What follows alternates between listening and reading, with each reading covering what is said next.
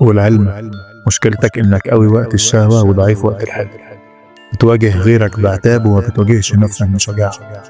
رافض تتعامل مع حلمك مثل ما بتعامل شهواتك، فطبيعي ان القطر يفوتك ولا حاجة جت تنفع شماعة. صوت الأوجاع لو بيضايقك أو من صوتك وانت بريء. عايش في الدنيا بدون حلم، فطبيعي تعيش في الدنيا وحيد. ما بنتش طوبة بكرة بتاعك وتقول أنا بكرة هقش السوق، كان آخرك كله كلام في كلام.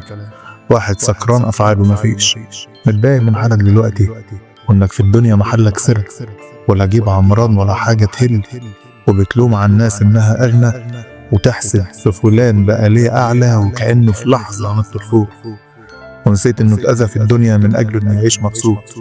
يا صديق، بص بعينك على غيرك اللي عامل بيت وفلوس، هتلاقي سنه كبير مش طفل.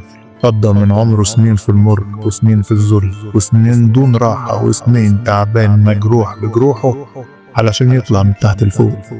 الكاس المكسور هو انت، وطريقك فاضي من الصحراء، وان زدت عتاب على خلق الله هيزيد الفقر معاك بالكوب. زايد ليه في شهواتك بس؟ اشمعنى الحاجة ديت بالملي هي الحاجة الشاطر فيها؟ طب ونجاحك راح منك فين؟ ليه دايما ساقط تعمله؟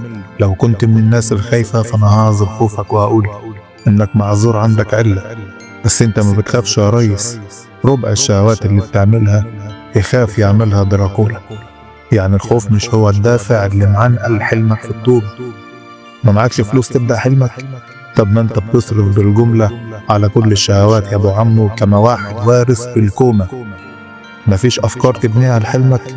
طب ما انت في شهواتك تما بتكون اكتر مخلوق على الارض عنده ذكاء كي يوصلها، وحقيقي طولها طولك. يعني انت بتقدر اهو تفكر وتقرر وتنفذ فورا وقت ما الشوق يجي في بالك.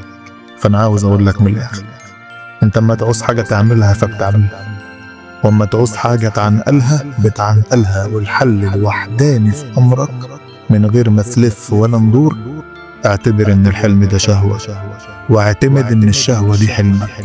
والعلم من غير ما تحول ناجح بالعرض وبالطول.